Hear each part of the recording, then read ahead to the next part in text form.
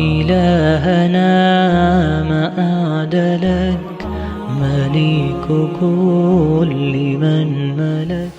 نحمده ونصلي على رسوله الكريم أما بعد. أعوذ بالله من الشيطان الرجيم. بسم الله الرحمن الرحيم. لن ينال الله لحومها ولا دماؤها ولكن يناله التقوى منكم. Respected listeners, as explained last week, today inshallah we're going to talk about Udhiyah and Qurbani. Qurbani in Arabic is called Udhiyah. So I'm going to be using this term of Udhiyah meaning Qurbani. And a lot of masail many people are basically unaware of, and they make mistakes in this regard where their Qurbani or their Udhiyah sometimes is invalid. So Qurbani is very important in our Sharia. Let's look at some of the virtues of Qurbani. These are some of the things we're going to discuss. Virtues. Basically, Qurbani is a command of Allah subhanahu wa ta'ala. Allah subhanahu wa ta'ala says, فَصَلِّ لِرَبِّكَ وَانْحَرْ. So do Qurbani, perform salah for Allah and do Qurbani, Udhiyah, sacrifice. So this is a command. The Mufassirin have said, many of the ulama have said that this is, because of this, it's necessary to do Qurbani and sacrifice. Nabi sallallahu alayhi wa sallam says in a hadith, the son of Adam does not carry out on Yawmun Nahar, meaning the 10th of Dhul Hijjah, a deed more beloved to Allah than the animal sacrifice, meaning Qurbani on the day of Dhul Hijjah, 10th of Dhul Hijjah, meaning Qurbani day, Eid, day of Eid. The sacrificed animal shall come on the day of Qiyamah with its horns, hair and hooves to be weighed. The sacrifice is accepted by Allah subhanahu wa ta'ala before the blood reaches the ground. Therefore sacrifice with an open heart and happily sacrifice. So from this you can see that the animal's body parts will be weighed on the day of Qiyamah. The hair, hooves and horns, everything. So it's a huge reward for people who are searching for reward. Because of this hadith and next hadith, if you can look at the next hadith, warnings of not sacrificing or doing Qurbani. Nabi sallallahu alayhi wa sallam said, Man kana lahu sa'atun falam yudhhi fala yaqrabanna musallana. That whoever has the means to sacrifice and still does not sacrifice, don't come next to our musalla, Eidgah. Meaning don't come to our Eidgah and pray salah, because you don't deserve to come to our Eidgah and perform salah, Eid salah. So whoever has the means, that means because of this warning, the ulama have deduced that it is necessary and wājib to do Qurbani and Udhiyah if someone has the means. Okay, so who is Qurbani and Udhiyah necessary upon? Now we've seen the virtues and warnings, etc. Who is it necessary upon? Because some people say many things. Remember, our Sharia is not based upon what people say. Our deen is not based upon what people say. Some people say, it's not based upon what people say. Our Sharia, the deen of Allah, is based upon what Allah and His Rasul have said. Okay? That's the priority, that's the most important factor and principle in our Sharia, in our deen. So who is it necessary upon? We see a person has to be free, not a slave or a prisoner. Baligh, mature, sane, non-traveler, male Muslim, male or female Muslim. It is not necessary on the non-baligh or insane people. So a person has to be a baligh, even though the person who is nabaligh or immature hasn't reached the age of puberty yet, even though they've got thousands of pounds. Qurbani is not necessary upon them. Okay? The parents cannot do Qurbani on their behalf as well, unless they willingly do it themselves. Okay? The parents cannot use that money because it's not theirs. So the person has to be baligh, and everyone should understand when a person becomes baligh as well. It is very necessary. So many people think, maybe when the child reaches the age of 15, that's when they become. Go and ask the ulama. It is very important to find this basic, learn this basic mas'ala when a child becomes baligh. Okay? So because that's when all the fara'is, fasting, salah, zakat, everything becomes necessary on the child. Okay, so find out when the child is baligh. You have to ask them sometimes. Okay, so baligh, non-baligh is not necessary upon them. Is that clear? Next, udhiyah is necessary every year. Some people think, every year, if you have the amount of money that's required for Qurbani, if you have the nisab of zakah, then it is necessary every year. Okay? So each family member must sacrifice with their own wealth. Okay? Each person will sacrifice with their own wealth. If the father or the husband sacrifice on behalf of the wife or the children, and they don't make the intention, no one's sacrifice is going to work. It's not going to be valid. Please bear in mind, please remember these basic masail. So you've given sacrifice on behalf of your wife or your son who's gone somewhere, or anyone, or your daughter who's mature, she has wealth as well, and you've sacrificed, but you did not even tell them that you're sacrificing. They don't even know anything about it. And unfortunately, their sacrifice is not going to be valid. It will be only valid for you, even if you've given a camel or a cow, etc. So just tell them to make the intention. Just tell them, just make intention, I'm giving sacrifice on your behalf. That's it. Okay? It's very important. Very, very important. Otherwise, a lot of the people make mistakes over here. Okay? Next, it is very rewarding to sacrifice on behalf of the Prophet ﷺ or other family members who have passed away. Some people ask, do I have to sacrifice on behalf of Nabi ﷺ? The masala is, no, you don't. My respected listeners, but should you? You don't have to.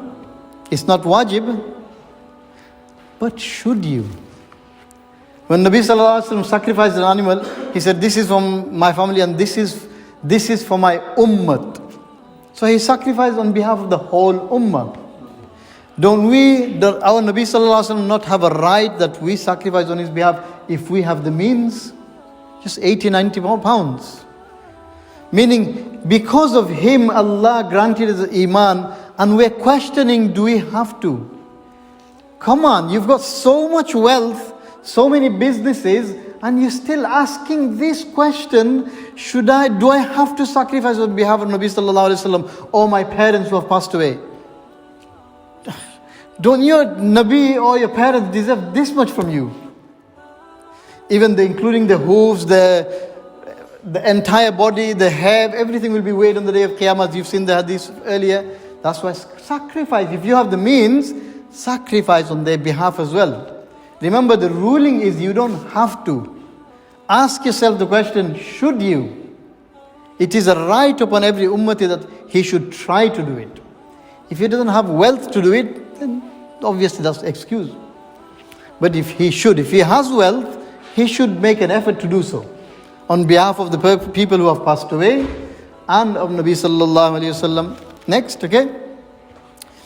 Next part we have, sometimes we ask the masla, one Qurbani or Udhiyah, is it sufficient for the whole family? Now this is going around as well, some people have messaged as well.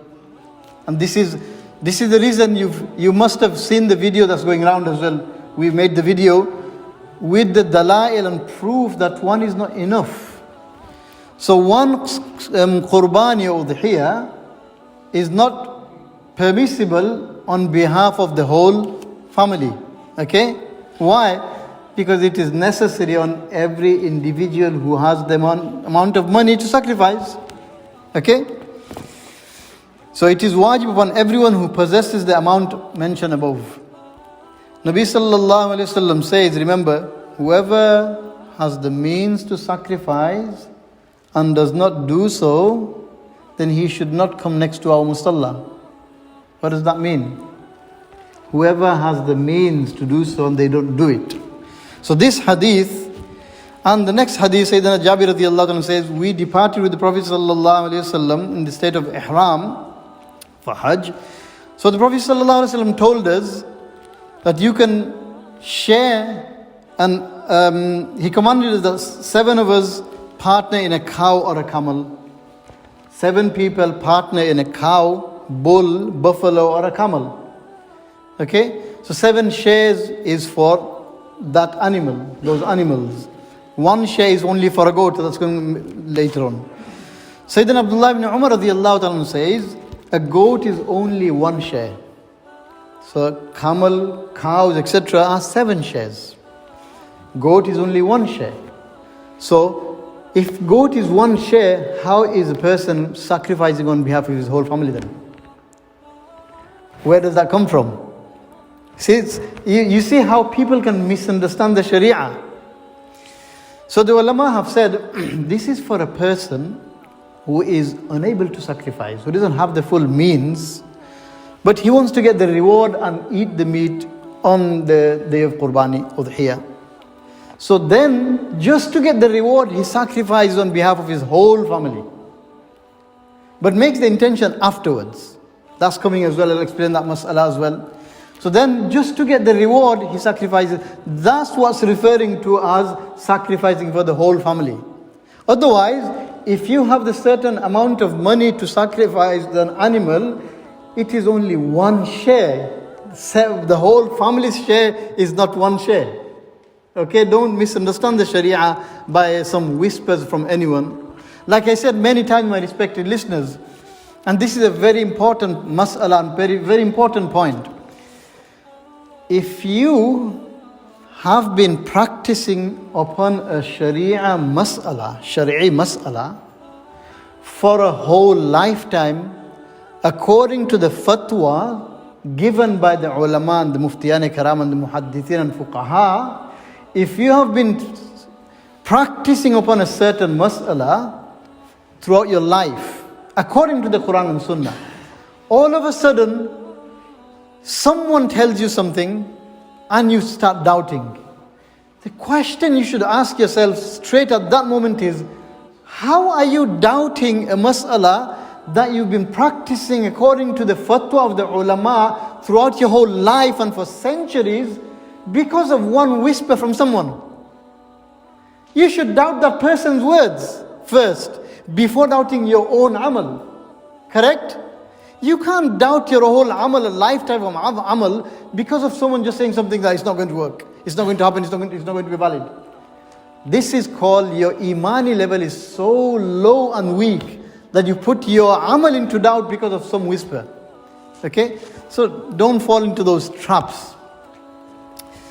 So this is what it is. And then just look at that video as well. Just watch that video that we've made about is 1 Qurbani enough for the whole family. Watch that video, it's very important. Why would you not know and learn your dini mas'ala?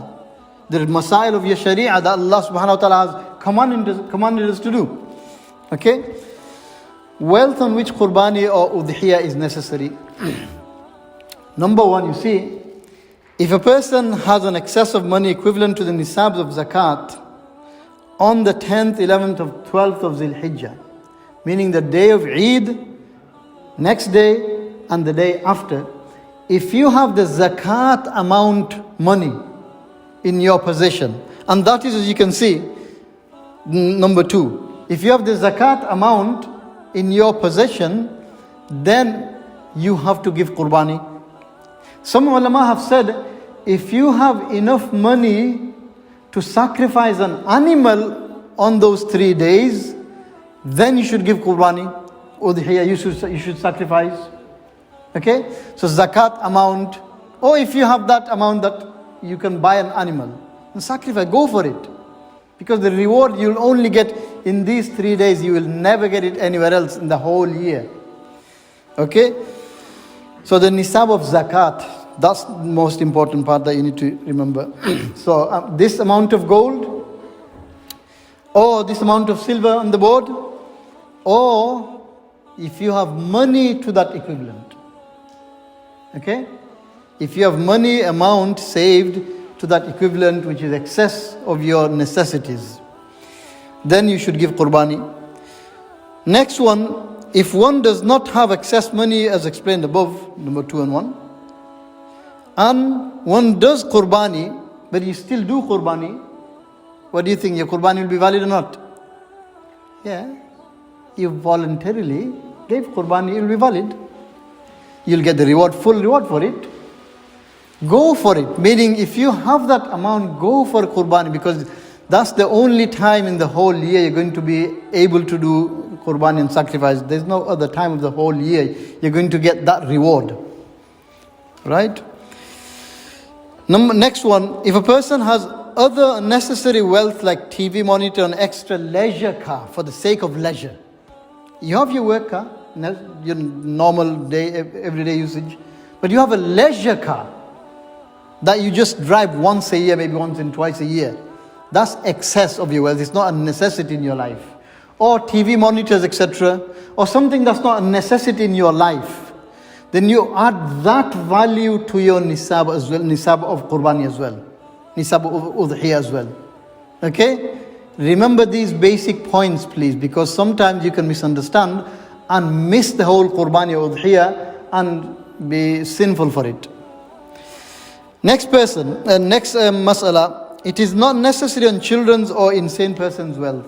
Remember, as we explained earlier, if your children have that much amount of wealth saved for them, meaning children, meaning immature and nabaligh children.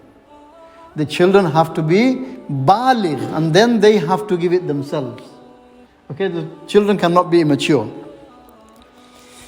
Now we go to the days and times of Qurbani and Udhiyah. Qurbani or Udhiyah is only 3 days. The 10th, 11th and 12th of Zulhijjah. Okay? Meaning the day after Arafat, when the Hajis come back to sacrifice. So the day of Eid basically. And it starts after the Eid Salah anywhere in the city. So if someone has performed Eid Salah anywhere in the city, you can sacrifice. Okay? Even though you haven't done your Salah yet. Someone somewhere has done the Eid Salah, it will suffice for the whole city. Okay? So it starts after Eid Salah on the 10th of Zulhijjah until Maghrib of the 12th of Zulhijjah. Maghrib. So you cannot sacrifice before that or after that. Your Qurbani is not going to be valid. Okay? Next one, if you get your Qurbani done in a rural area or a village where they don't have to do Eid Salah anyway, and you give that like we normally give as well to different countries as well, then they can sacrifice on our behalf. Okay? Because it's the Eid Salah is not necessary upon them anyway. Obviously, number 4, same applies to the Qurbani or Udhiyah done in a different country. So if you've given your Udhiyah in a different country and they sacrifice before your Eid Salah, sometimes even before your Eid day as well, it will suffice. Okay? So there's the answer for someone who says, I've given to a certain organization, they've done it one day before my Eid. Your Eid and their Eid was different. If they have performed their Eid, then your sacrifice is enough as well. If you've given it to some other country. If Qurbani wasn't done in the 3 days, then now it is necessary to give that money, give that animal in ṣadaqah. So you did not sacrifice the animal within the 3 days for some reason. Now you have to give that animal in ṣadaqah to the poor people. But if you didn't even purchase the animal in the first place, you didn't even buy the animal to give the Qurbani, now it becomes necessary and wājib for you to give the value of that animal in ṣadaqah. Same applies if you have not given Qurbani all those years. Okay? So if due to laziness or not knowing the mas'ala of the Sharia, if you did not give Qurbani or Udhiyah, then you have to calculate all those years that you were baligh and you did not give ṣadaqah, and it's necessary to give ṣadaqah of the value of that animal. If you don't even know the amount of the value of the animal, then whatever you're giving now, whatever the value is now, you give it according to today's value, whenever you're going to sacrifice. Is that clear? So this is very important for some people because they don't realize that it's necessary every year. And if you don't give the sadaqah as well, you'll remain sinful throughout your life. Was that worth it? That was not worth it to destroy our a'mal all these years because of some whisper. Next, animals permissible for Qurbani and Udhiyah. So these are the animals, remember please, these are the animals. A male or a female goat, all kinds of sheep, cow, buffalo, bull, or camels. Okay? We use that anyway. Goats must be 1 year or more. If the goat is 1 year, less than 1 year, you cannot sacrifice that goat. How do you recognize that then? You have to ask a reputable, a reliable farmer. Okay, so if the farmer is reliable and tells you it's definitely 1 year, then you can trust that farmer. If you know that those farmers they're just selling it anyway, the liars, then unfortunately you have to do your research. Because there are liars around as well. I've just been sending messages today as well about the fraud in the Qurbani, as you must have heard. Some people do Qurbani the night before. I've sent messages just this morning. Some people have been sacrificing the day before. And some people sacrifice after the 13th of Zulhijjah. And still consider that your Qurbani is done, your Qurbani is here. Do you see, this is why an organization, an inspecting, a monitoring body is necessary. If you don't have an inspecting body or monitoring body looking after your sacrifice and your, the halal meat that's coming, people make all forms of lies up, all sorts of lies up. People fraud all the time. Today, just because the health organization, they make the statement that people are frauding the Qurbani. This is why we say HMC, Halal Monitoring Committee, they have the inspectors and they only go after the Eid Salah to slaughter. Do that. Find a reputable, reliable organization to do your Qurbani. Don't rely on anyone's word for it. It's your Sharia that you're messing around with. Okay? So, number 3, next one. A fat or a chubby sheep of any kind must be at least 6 months and it looks like 1 year old. So if you were to put it in front of other sheep which are 1 year or more, this 6-month sheep looks like that 1 year old. You can slaughter that as well, but not a goat. Okay? So the next one, cow, bulls, bulls, buffalo, boish, right? All those animals, they have to be 2 years old. Okay? If they are less than 2 years, Qurbani is not going to be valid on those animals. Camels have to be 5 years old. Okay? If the camel is less than 5 years old, Qurbani is not sufficient. It's not going to be valid. You have to give another one. If you've given a goat less than 1 year old, or you've given a cow or a buffalo less than 2 years old, camel less than 5 years old, you have to give another one if you have the wealth. If you become poor, Allah will excuse you, but you made a mistake. Your sacrifice is not going to be done, unfortunately. Okay? Now, animals that are not permissible to sacrifice in the days of Qurbani. Number 1, an animal that is blind completely, or its one eye is blind, or third of the eye is blind. Okay? How do you recognize that? Ask the farmers. The farmers will obviously, they will know how to do it. So they'll cover one eye and then they'll give some food. So they'll starve it for 2 or 3 days and then show the animal some food and cover by covering one eye, etc. There's a method to it, right? And then they'll come tell the animal to come. If he can see from that eye, that means he can see far. Then cover the other eye. If he cannot see, that means one eye is blind. Okay, so you get those type of animals that the farmers know about it. So that's how you recognize 1/3, etc. So the animal Next, animal that has no ear from birth or has lost 1/3 of the ear or tail. You can't sacrifice those animals as well. Okay? Next one, an animal whose horn has been completely broken off from the root. Okay? From the root. If half is broken, then it's fine. It has to be from the root of the horn. Then you can't sacrifice that animal. How many of our people know that? How many of our people know that you cannot sacrifice a blind animal, a sick animal, someone who's lame animal? Is that masala not necessary upon everyone to learn? The shar'ee masail are very necessary to learn whenever you face it or before you face it. Okay, my respected listeners, so please bear that in mind. An animal so lean and thin that its bones have no marrow, you can't sacrifice the animal for Qurbani. You're giving it to Allah and you're giving a very cheap and nasty and very almost dead animal for Qurbani. No, it's not going to be valid.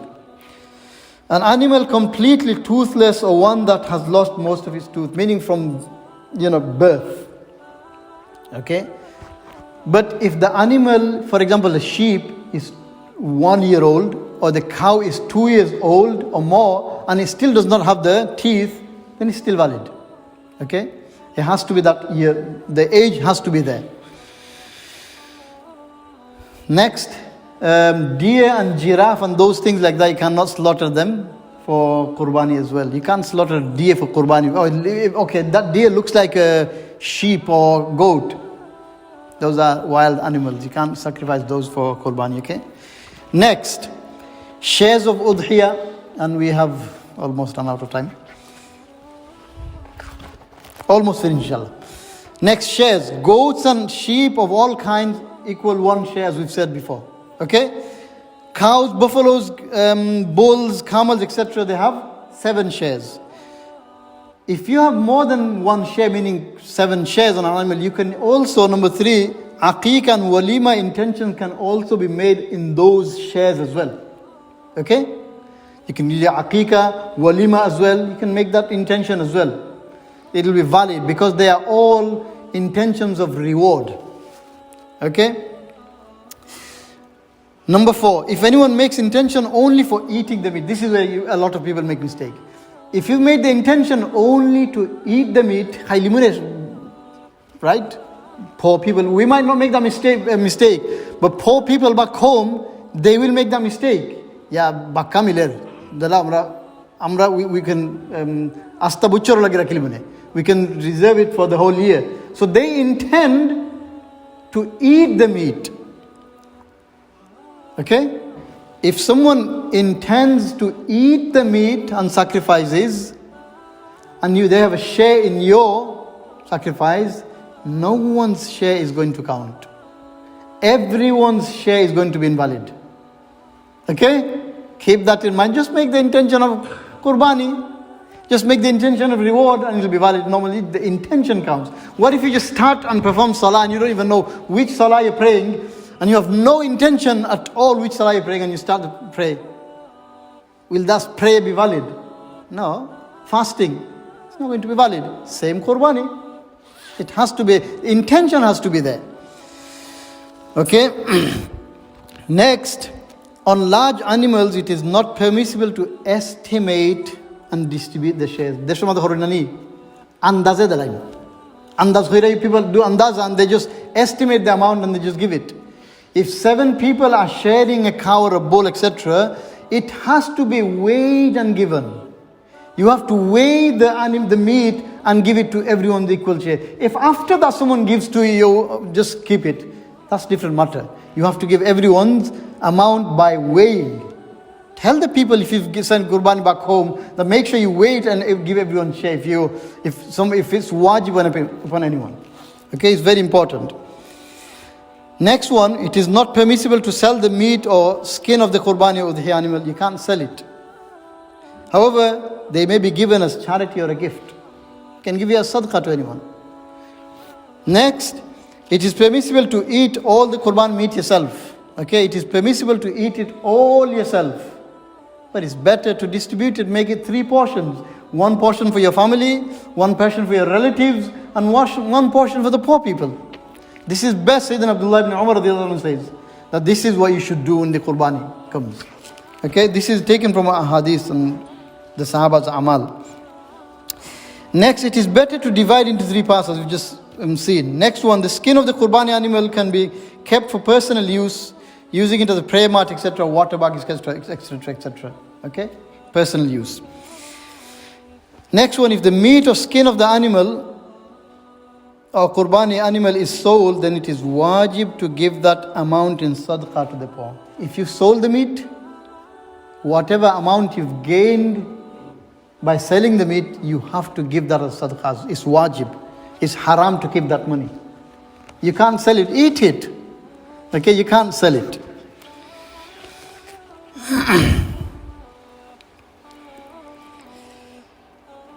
The rope, when the rope that's bringing the animal, those things could be should be given in ṣadaqah.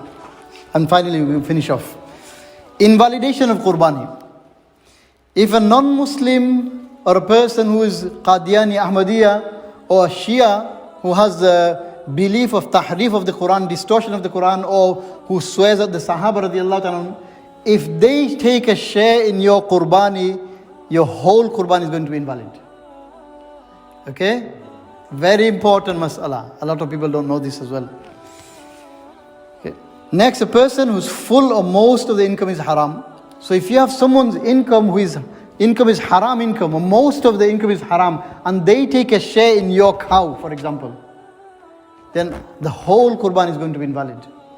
You have to give a new one. Just tell the bichara to give the halal money. Saves you from buying another animal.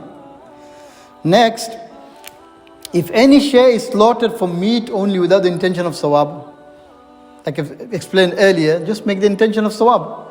If the animal is stolen, come on, what reward are you going to get if the animal is stolen? Back home they do it. Then haram fasha diki singi hazur maze. What's the point going to Hajj with haram money? You're going to Hajj or anything, Qurbani, to get the amal accepted in the court of Allah. What is the point if it's haram? So avoid that as well. Or if the animal is shared by more than 7 people, everyone's animal is going to be invalid. Okay? Mistakes, finally, what people make. People sacrifice for others without their knowledge. Like I said, remember, if you sacrifice on behalf of your children or your wife, etc., make sure they know about it. Just tell them. Same with zakat. If you give zakat on behalf of your wife's gold, etc., just make sure that she makes the intention. If you've given it without her knowing, Qurbani and zakat as well, her zakat is not going to be valid. She has to give it again. Her Qurbani is not going to be valid, or your daughter's Qurbani is not going to be valid. They have to give it again. So it makes it difficult for everyone else. And some people sacrifice, Ya Allah, we thought Bideshi, I'm from England or the US, or I'm from a very wealthy country. If I don't give Qurbani, what will people say? And they just give it. They don't really want to give it, but they just give it. That is for show. You've just completely lost the reward of all your Qurbani. Inna lillahi wa inna ilaihi. What's the point? Next, criticize the sacrifice itself. Some people criticize that, what does Allah get by sacrificing these animals? People need food now, people need money now, people need clothes, and amra Qurbani daram. That is a direct objection to Allah subhanahu wa ta'ala. In the days of Qurbani, the most rewarding amal is Qurbani. In the days of Hajj, the most rewarding amal is Hajj. In the days of i'tikaf, the most rewarding amal is i'tikaf. Okay? So every time has its own limits. So you can't say something is more rewarding than those days. So some people criticize. No, you're criticizing Allah subhanahu wa ta'ala. So be very careful. And some people just give sadaqah. Sadaqah, there's no point. So some people give sadaqah and they say, I've given to 4 or 5 organizations, distributed my one Qurbani, to 4 or 5 organizations. So for example, if one Qurbani is worth £100, so he's given to 4 organizations £25 each. Khayr Qurbani Isana. You have to give one Qurbani. Okay, so it's not going to be valid. You have to give the Qurbani itself, okay, to one organization. But my respected listeners, when you find an organization, make sure the organization which takes your Qurbani does the Qurbani. There are many organizations that are fraud as well. That's why you have to search for those organizations who are run by ulama and reputable, reliable ulama. May Allah subhanahu wa ta'ala give us the true understanding of His deen. May Allah give us the ability to practice upon His deen and understand it properly and practice and be pleased with it in both the worlds. Jazakumullah khairan. I was going to take questions, but after inshallah. Jazakumullah khairan. Finally, my respected listeners. Obviously, Monday is going to be the day of Arafat. The most rewarding amal on the day of Arafat, fasting. So fast in the day of Arafat. You can just remove this, okay? Fasting on the day of Arafat is very important. You get 2 years of reward. Also, the most tasbih of Arafat, subhanallah, alhamdulillah, wa la ilaha illallah, Allahu akbar, wa la hawla wa la quwwata illa billahi al-aliyyil azim. La ilaha illallah wahdahu la sharika lahu, lahul mulku wa lahul hamdu, yuhyi wa yumiitu wa huwa ala kulli shay'in qadir. Do those hundreds of times, at least 100. Okay? And if you can give sadaqah on the day of Arafat, give sadaqah, give a lot of sadaqah. But please at least spend the Arafat day in fasting. Okay? And make as much as dua as you can, because Arafat day is the most rewarding day in the whole year. More rewarding than Laylatul Qadr. The night of Laylatul Qadr is the most rewarding. The day of Arafat is the most rewarding. These 10 days that we are in now are the most rewarding in the whole year. And the 10 nights of Ramadan are the most rewarding in the whole year. Okay? So everything has its time. So value these days, do a lot of ibadat, tawbah istighfar, especially a lot of tawbah istighfar on the day of Arafat. And on the day Eid, inshallah, we'll announce the times of Eid, salah after salah. Jazakumullah khairan wa akhiru da'wana alhamdulillah. إلهنا ما أعدلك مليك كل من ملك